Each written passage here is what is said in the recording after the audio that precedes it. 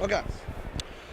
Chris Daher right now for Nerd Complex. One of the biggest things I'm really excited for is talking to this man right here, Scott Snyder, Batman, Swamp Thing, Amp Vamp. You're on fire right now.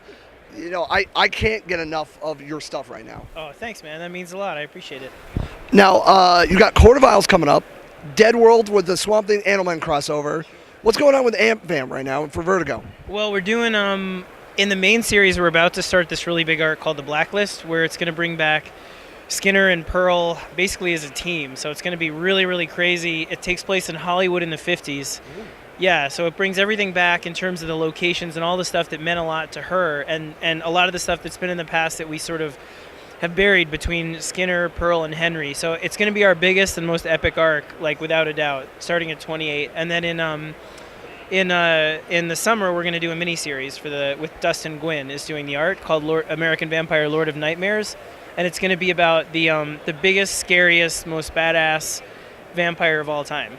And it's going to feature like Felicia, Book, and Hobbs, and it takes place in Paris and London, and it's going to have this kind of 50s spy feel. So I'm really excited about it. It sounds pretty awesome right now.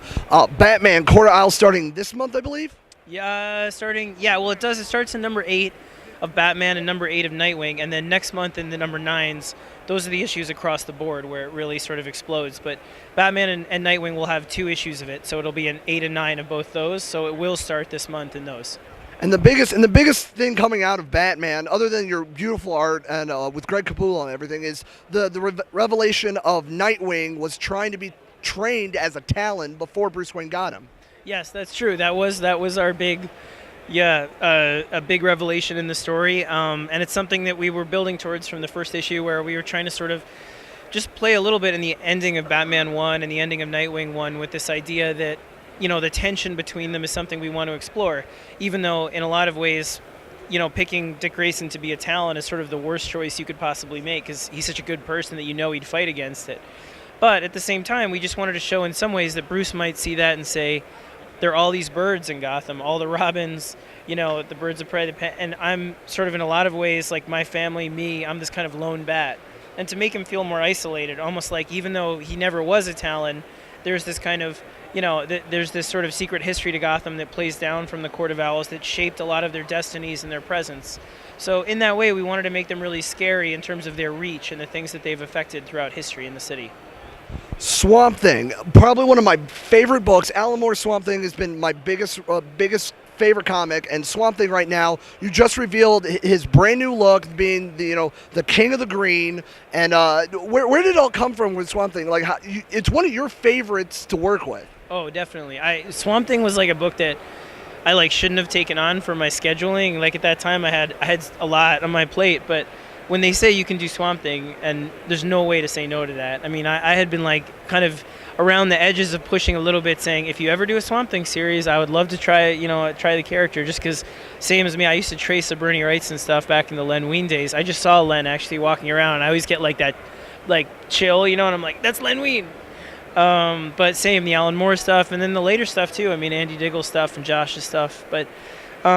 With where it came from was, I mean, the thing that's exciting about Swamp Thing to me is that everyone that's taken it on has tried to do something really different in their own. So I knew that it was both like licensed to try something really different, but also a challenge, in a way that made me feel like if I take this character, I have to do something that I would love, even if people might hate it, and that's it, make him human, I mean, and expand on the mythology. And luckily, it seems to have gone over well with people, and it's a story that I care really deeply about, and Yannick, too, is such an animal on it, and, we're about to gear up for, the crossover with Animal Man with it, and that starts, really, you'll start to see the characters appear in each other's books in issue 11, and then, I'll show you, I brought all this art from it to check, but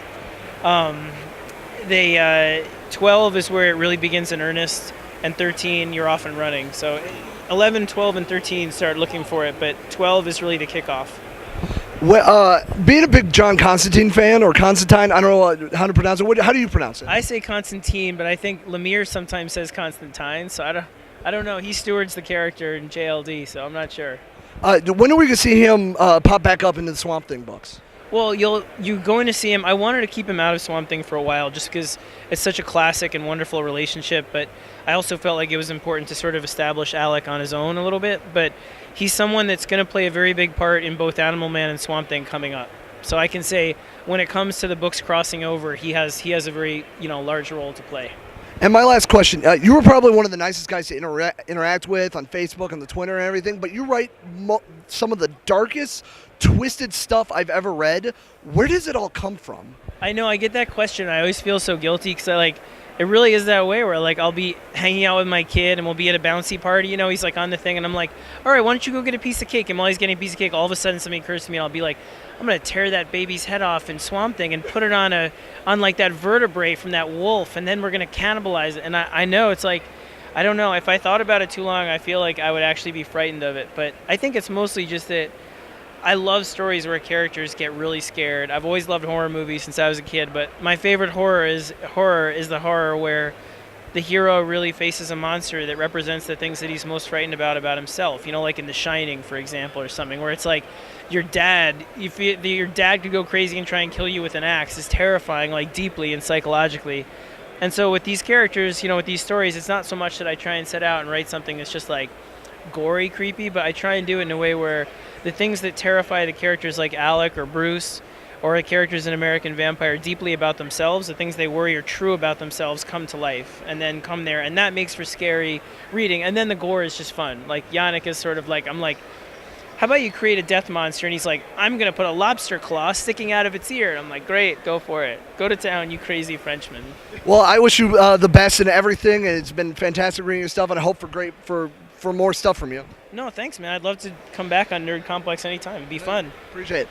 Scott Snyder, Chris Daher, Nerd Complex.